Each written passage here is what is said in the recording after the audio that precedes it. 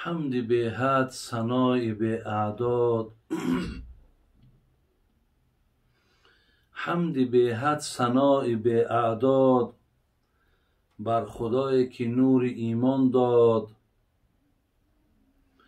غافر است و رحیم و رحمان است، پاک از عیب و شرک و نقصان است.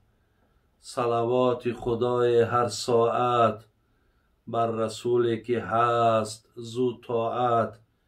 نام پاکش محمد عربی است صلی الله علیه و سلم، راهنماینده بزرگ و سبی است. السلام علیکم و رحمت الله و برکاته. برادران و پدران و مادران و خواهران عزیز،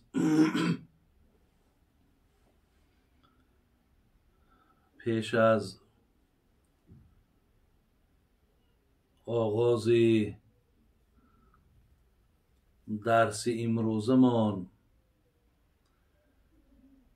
از الله مهربان بسیار تشکر میکنم و بسیار حمدش میگم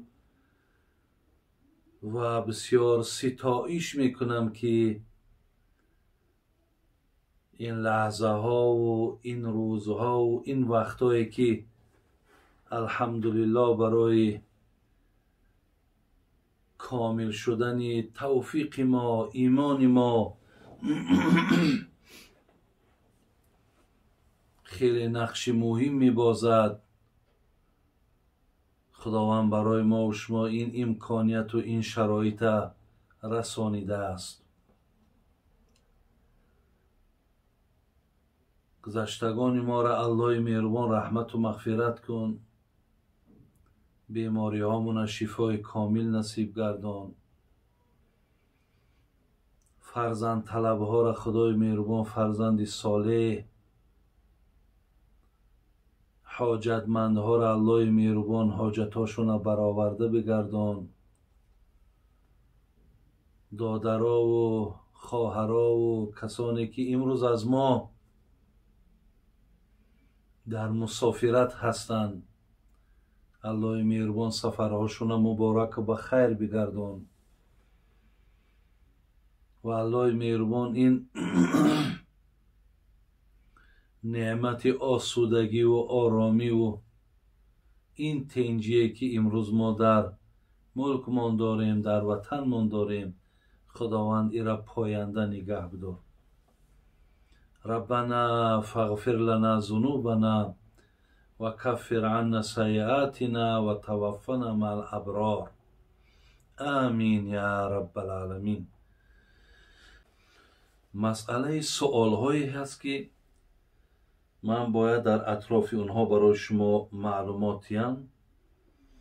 یکی از این سوال هایی که چند بار برای من گشته و برگشته پرسیدن، این خواهش کردن که درباره معجزه هایی که پیامبر نازنین من داشتن در اطراف همین حاجی بابا برای ما یک معلومات یا از معجزه های پیامبر برای ما مقصد معنا کنیم.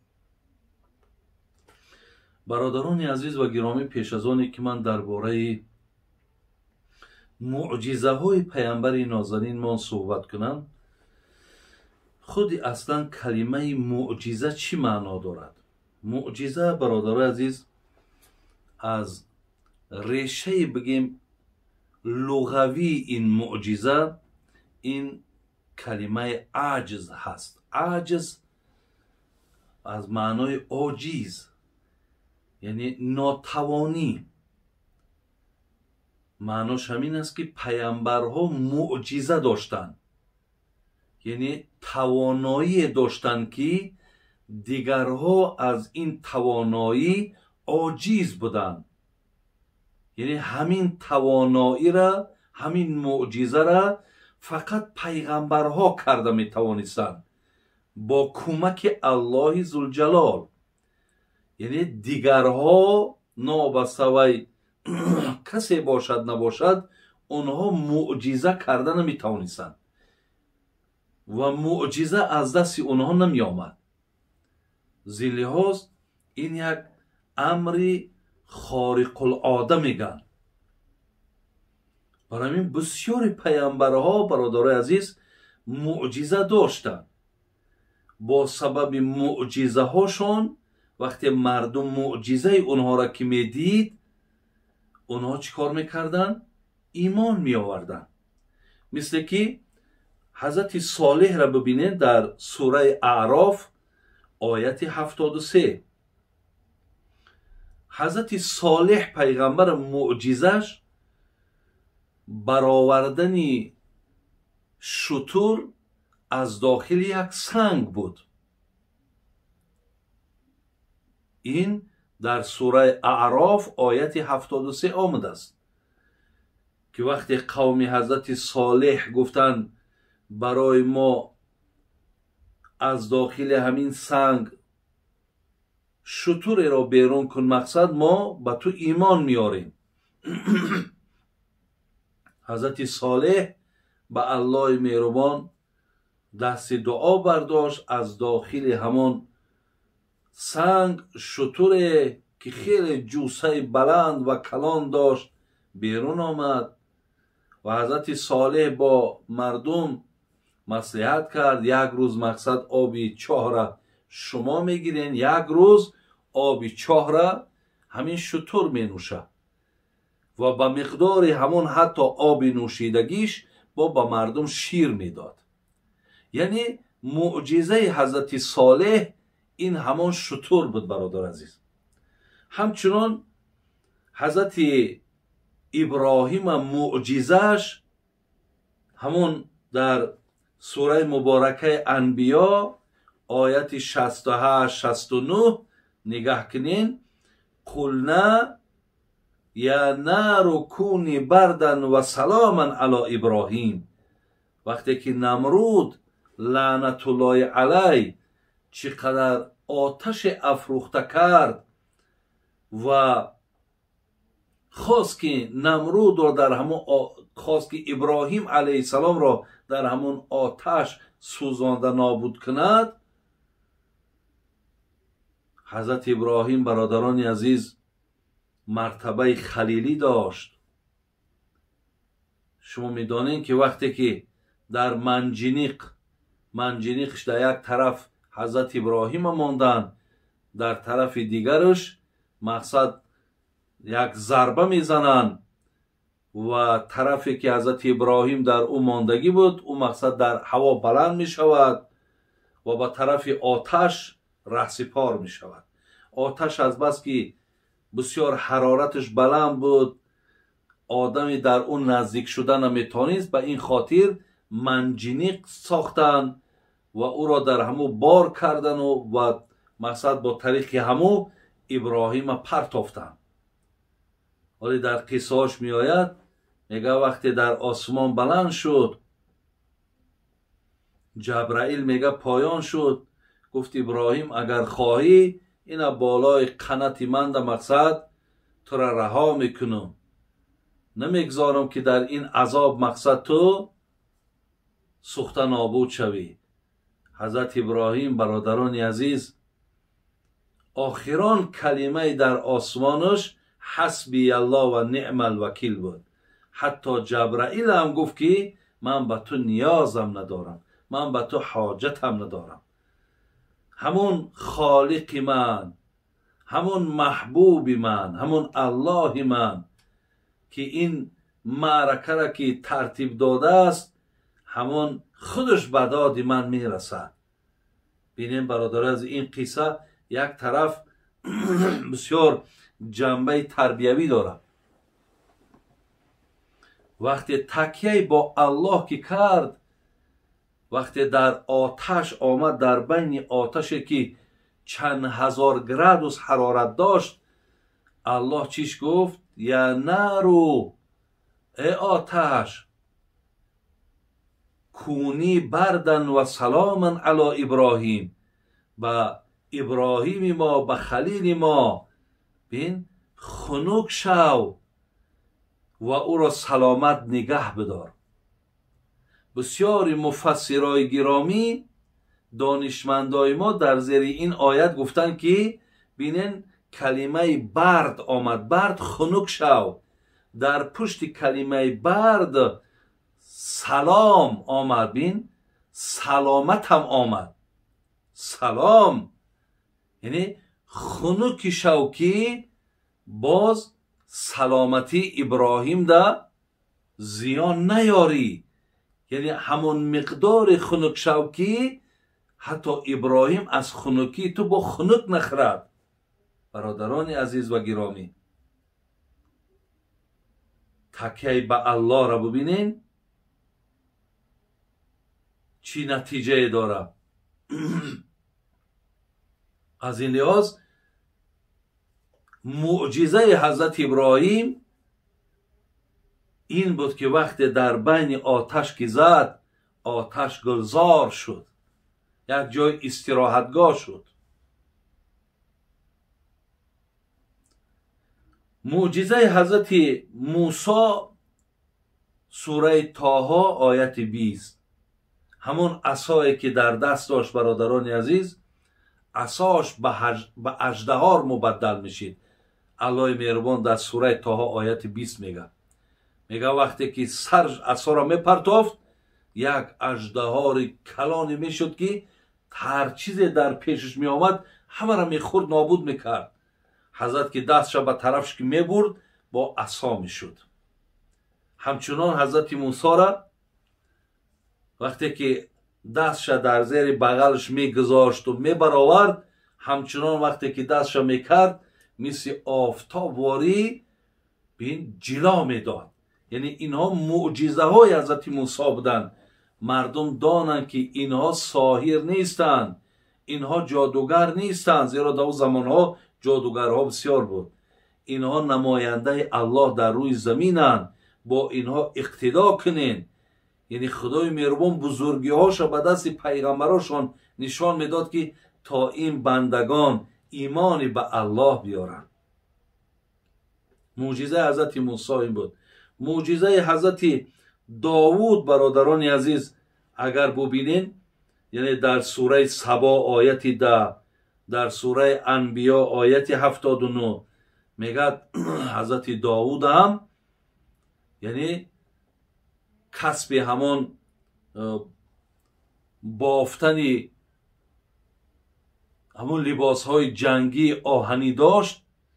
میگه تمام آهن در دستش نرم میشید، آهن در دستش ملایم میشید.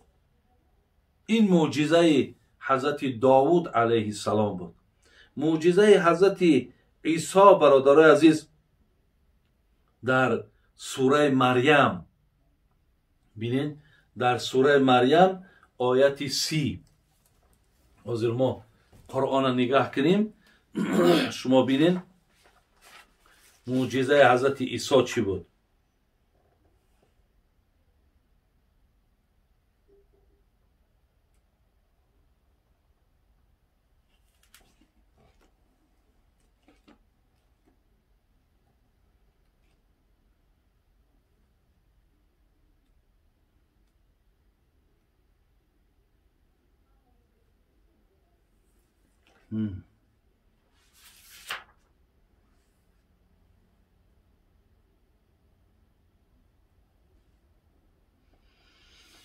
خب برادر عزیز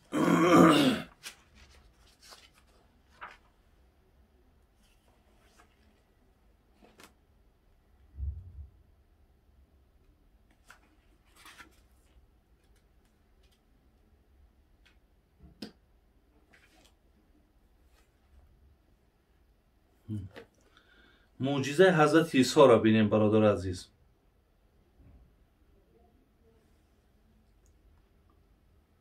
وقتی که حضرت مریم حضرت عیسی را گرفت و به خانه شون آمد، بعداً قوم به نزد حضرت مریم آمدن گفتن که یا اخت هارون، ای خواهر هارون، نبود پدری تو آدمی بد و نبود مادری تو هم آدمی بد. یعنی چخیل تو به پدر به شوهر این فرزند به دنیا آوردی؟ آخه پدر و مادری تو آدمای مقصد بیراهه نبودن کو؟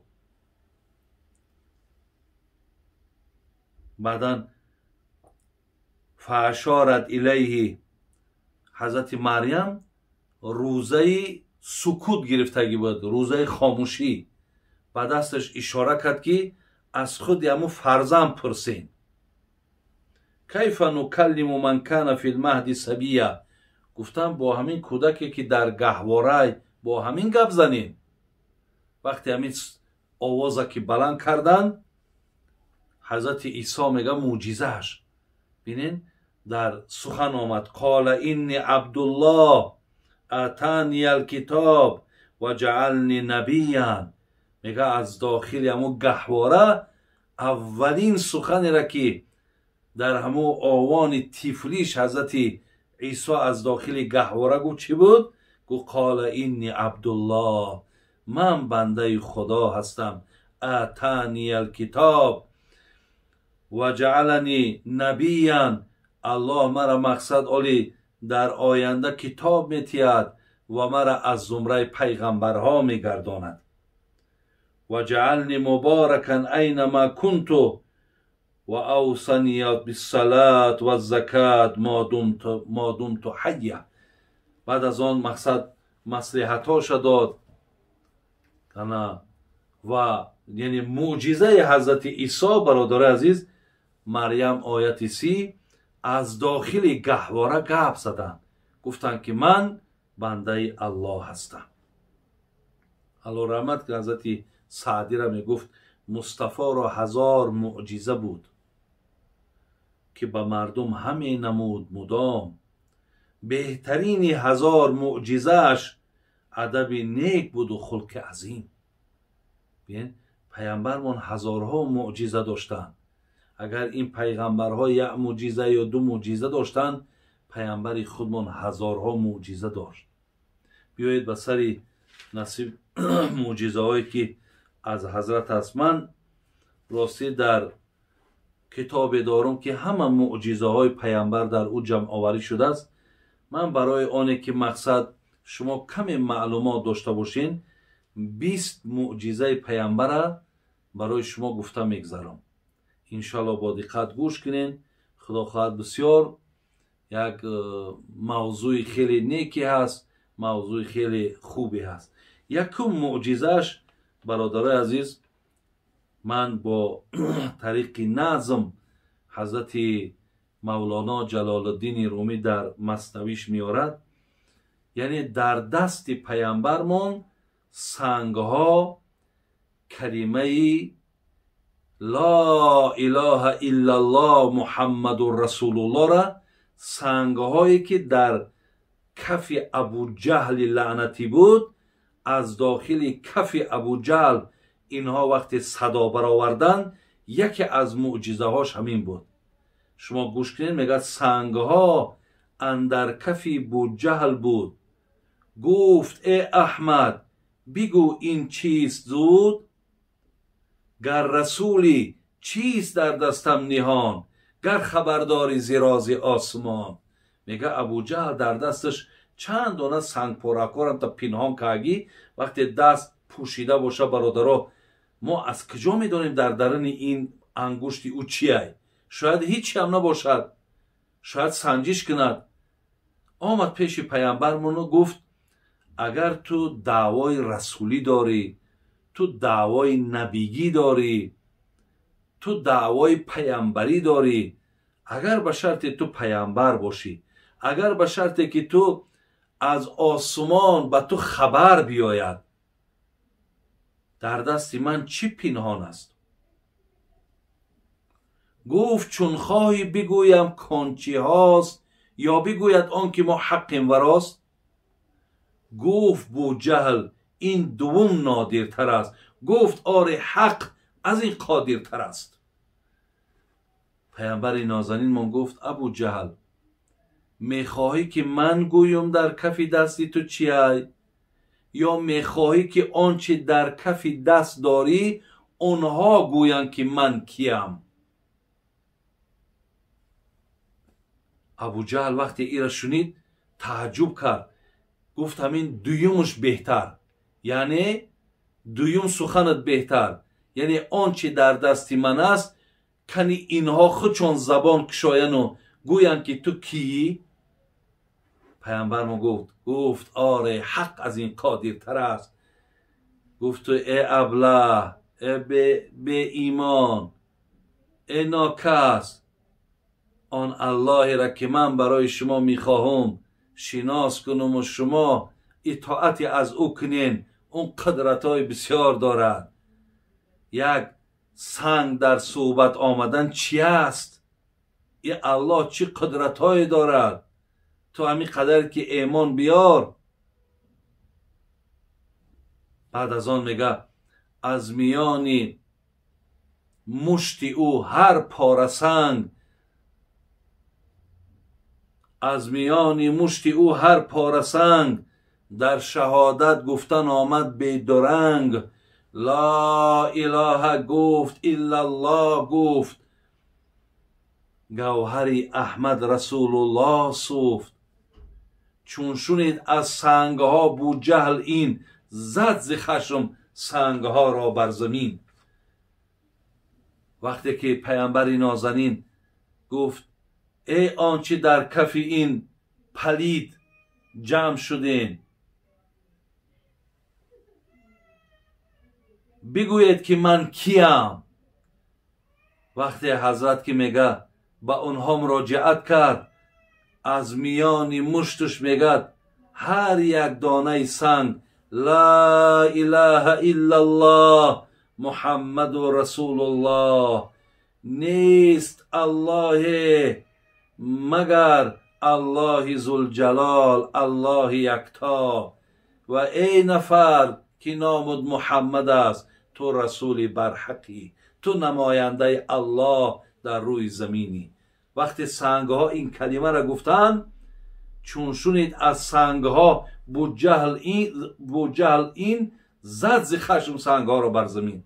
وقتی که شنید که اینها گواهی میدهند که محمد رسول برحق است، ای خشم ای غضب در زمین زد، چون گفت این سیر محمد است، این جادوی محمد است. گفت برادرای عزیز و گرامی، شما بینین این یکی از معجزه های پیامبر ما بود که من در ابتدا برای شما گفتم.